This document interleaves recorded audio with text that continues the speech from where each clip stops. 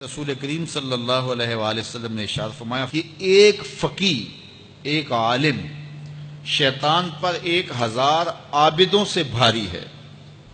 1000 عابد عبادت میں لگے ہوں، شیطان کو ان کی وہ ٹینشن نہیں ہوتی جو ایک عالم کی ٹینشن ہوتی ہے۔ اس لیے وہ ایک طالب علم کو دین سے ہٹانے کے لیے جتنی محنت کرتا ہے، وہ ایک تہجد گزار کو تہجد سے ہٹانے کے لیے وہ محنت نہیں کرتا۔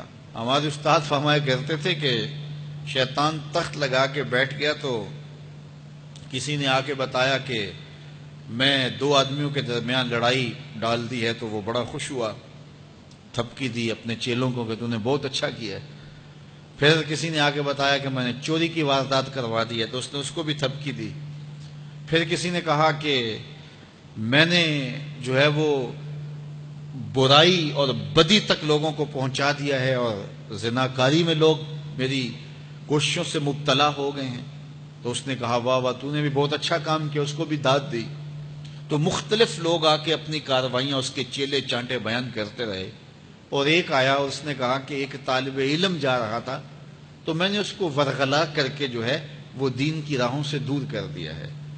تو وہ پڑھنے جا رہا تھا لیکن اس نے اپنا رخ بدل لیا، تو وہ اچھل پڑا۔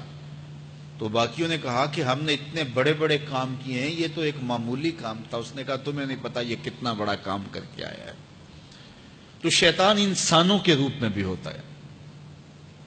تو بعض اوقات جو علم پڑھنے والے ہوتے ہیں ان طلباء کو شیطان بھی وسوسہ اندازی کرتا ہے، اور بعض لوگ بھی کہتے ہیں جی تمہارا مستقبل کیا ہوگا۔ دینی طلباء کے لیے بڑے مسائل ہوتے ہیں، وہ کہتے ہیں تمہارا مستقبل کیا ہوگا۔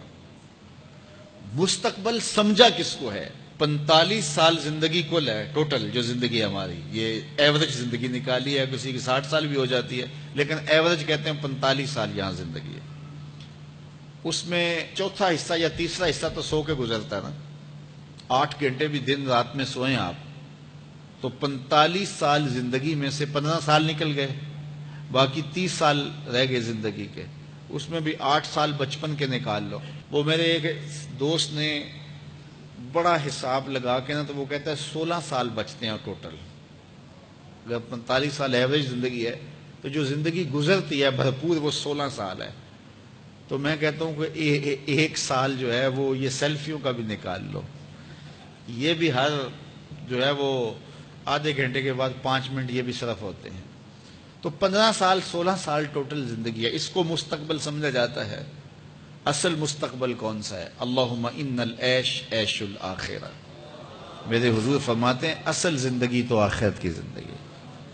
تو ہم اگر مستقبل اس کو قرار دے دیں اور یہ ساری زندگی جد و جہد کی زندگی قرار دیں اور آخرت کی کھیتی میرے حضور نے فرمایا، تو پھر مستقبل کا تصور ہی بدل جاتا ہے۔ دیکھیے اس 10-15 سالوں کو 20 سال لگا لیں ان کو اچھا گزارنے کے لیے۔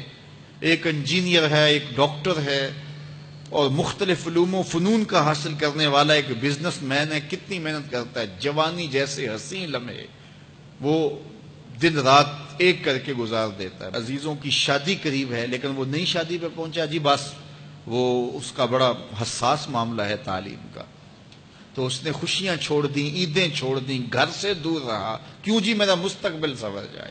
اپنے کیریئر کو بنانے کے لیے، اپنے کاروبار کو کھڑا کرنے کے لیے کس کس محنت کے اندر اس نے صرف کی ہے، اور مستقبل کتنا ہے، اور وہ بھی آرام سے نہیں پھر بیٹھ جانا، اس محنت کے بعد پھر اس مستقبل کے اندر بھی محنت مسلسل باقی رہے گی۔ لیکن وہ جو زندگی ہے جو حقیقی مستقبل ہے اس میں عمل نہیں ہے، حتیٰ کہ اس میں نمازیں بھی نہیں ہیں۔ آخرت کی زندگی کے اندر ہمارے لیے نمازیں بھی نہیں ہوں گی، روزے بھی نہیں ہوں گے، پھر ٹینشن فری زندگی ہے۔ وَلَكُمْ فِيهَا مَا تَشْتَهِي أَنفُسُكُمْ، جو دل میں آئے گا سامنے پڑا ہوا ہوگا۔